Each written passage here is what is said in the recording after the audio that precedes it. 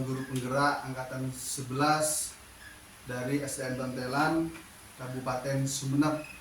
Pada kesempatan kali ini saya akan mempraktekkan bagaimana percakapan pra-observasi kelas yang akan saya laksanakan bersama rekan sejawat saya, yakni adalah Bapak Hubaidullah dari SDN Bantelan juga.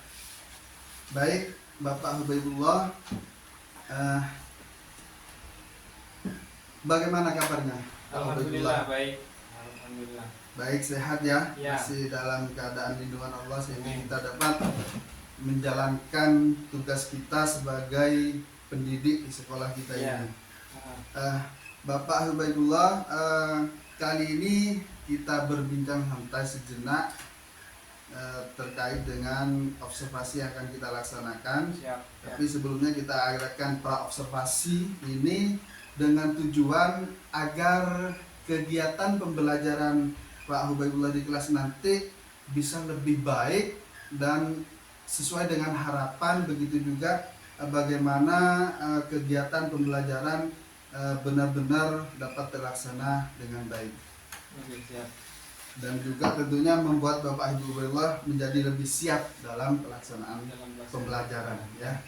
Ini Pak Hubaidullah, kira-kira tujuan pembelajaran yang Bapak Hubaidullah akan laksanakan itu apa tujuannya? Nah, di sini saya menggunakan tujuan pembelajaran sesuai yang sudah ada dari kementerian, tapi juga saya memodifikasi agar artinya sesuai dengan kondisi real di lapangan. Nah, tujuan pembelajaran yang saya terapkan di sini adalah peserta didik. Nah, kebetulan ini yang dibahas materinya adalah tentang rasio. Nah, matematika. Oh, pelajarannya matematika ya? Pelajaran matematika. Sampai sudah di bab 2, yaitu tentang konsep rasio. Nah, maka tujuan pembelajarannya yaitu adalah peserta didik dapat memahami konsep rasio. Nah, terus yang kedua, peserta didik juga dapat menyelesaikan masalah yang melibatkan rasio dalam kehidupan sehari-hari. Jadi tujuannya itu ada dua. Yang pertama, peserta didik dapat memahami konsep rasio. Nah, dan juga peserta didik berarti sudah dapat mengaplikasikan atau menyelesaikan masalah yang terkait rasio dalam kehidupan nyata mereka atau dalam kehidupan sehari-hari. Di dalam kehidupan sehari-hari bagaimana diharapkan peserta didik dapat menyelesaikan terkait dengan masalah konsep rasio ini ya. Baik Pak Habibullah, untuk area pengembangan di dalam pembelajaran ini, pengembangan apa yang atau hal apa yang mau dikembangkan di dalam pembelajaran ini? Kalau saya mengembangkan agar siswa lebih bisa berkolaborasi, artinya saya bentuk mereka kelompok. Nah, nanti di dalam kelompok saya berikan tugas masing-masing kelompok. Nah, nanti mereka bekerja sama dan berkolaborasi untuk menyelesaikan permasalahan yang saya berikan nantinya itu. Jadi untuk mengetahui sejauh mana hasil pemahaman mereka tentang konsep rasio dan bagaimana mereka dalam kelompok itu bisa bekerja sama dengan baik. Nah, berarti nanti secara tidak langsung siswa di kelas akan dibagi menjadi beberapa kelompok ya.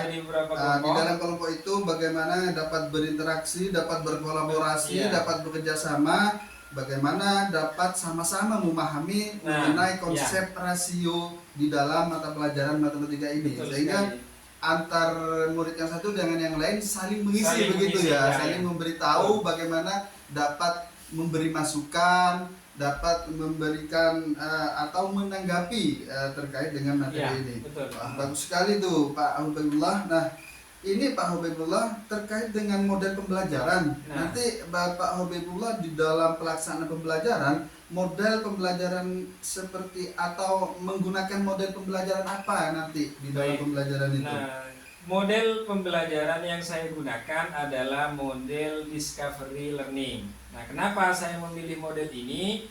Karena sesuai dengan pengembangan yang akan saya terapkan tadi.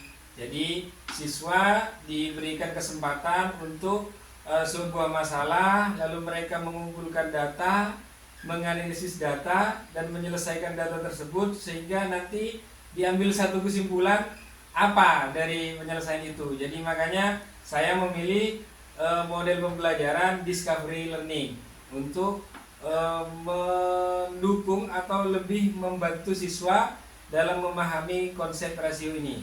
Ya, berarti di dalam pelaksanaan discovery learning nanti anak-anak diberi rangsangan, kemudian diidentifikasi masalah, ya, betul. kemudian data-data itu dikumpulkan, kemudian diolah, nanti dibuktikan dengan melaksanakan atau menyelesaikan, ya, apakah ada tugas nanti. atau presentasi atau menyelesaikan bersama-sama di dalam kelompoknya, begitu ya. Presentasi nanti. Tentunya Pak Habibullah memilih model pembelajaran discovery learning ini adalah agar tujuan pembelajaran benar-benar tercapai, gitu ya. Betul, Pak. Ya. Baik, untuk strateginya Pak Habibullah menggunakan strategi pembelajaran yang bagaimana? Strategi yang saya sampaikan sesuai dengan tujuannya. Nah, tujuan di situ di atas sudah jelas, peserta didik dapat menyelesaikan masalah yang terkait rasio dalam kehidupan sehari-hari. Nah, di dalam pembelajaran nanti saya memberikan masalah atau benda-benda konkret, benda real yang memang sudah biasa atau sudah sering dijumpai oleh peserta didik.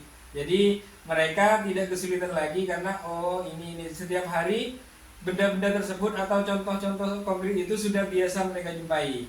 Jadi seperti itu. Jadi memasukkan permasalahan atau benda-benda nyata yang ada di dalam kehidupan sehari-hari, kemudian dikolaborasikan atau dimasukkan materinya di konsep rasio itu, sehingga strategi ini diharapkan anak-anak lebih dapat mudah dalam memahami konsep rasio, begitu ya. Ya, betul.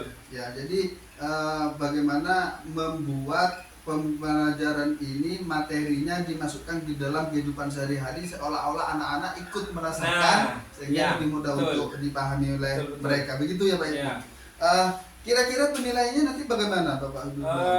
Penilaiannya saya memberikan selain lembar observasi, saya juga memberikan lembar observasi antar teman. Artinya teman sesama dalam kelompok tersebut menilai kinerja temannya, apakah sudah bisa berkolaborasi dengan baik, berinteraksi dengan baik, melaksanakan tugas dengan penuh tanggung jawab.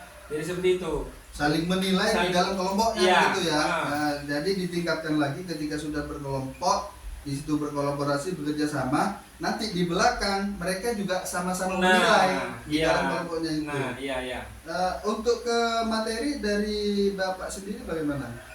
Untuk mengetahui bahwasannya tujuan ini tercapai atau tidak? Nah, artinya anak-anak nanti saya berikan, setelah itu saya berikan LKPD. Artinya untuk sejauh mana anak-anak sudah menangkap atau memahami tentang konsep rasio yang sudah dijelaskan. Nanti juga ada lembar kerja ya. Ada lembar kerja untuk bisa diketahui ataupun dinilai bagaimana pemahaman siswa, sehingga kita kembali ke tujuan pembelajaran apakah tercapai atau tidak. Di situ ada kriteria penilaiannya, apa cukup, apa kurang, apa bagus, begitu ya. Sudah ada itu ya. Ya, baik.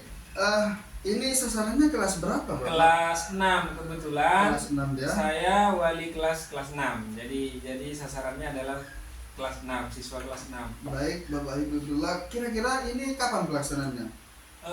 Insya Allah besok. Besok, Kamis berarti Kamis, ya? Kamis, kebetulan Bapak Abdullah akan melaksanakan kegiatan pembelajaran dengan model pembelajaran discovery learning. Ya, semoga dengan adanya kegiatan kucing praobservasi ini, Bapak Abdullah dapat lebih termotivasi lagi di dalam melaksanakan pembelajaran, dan model yang dipilih itu sesuai, sehingga anak-anak bisa lebih mudah di dalam memahami sesuai dengan tujuan pembelajaran. Ya, betul. Baik.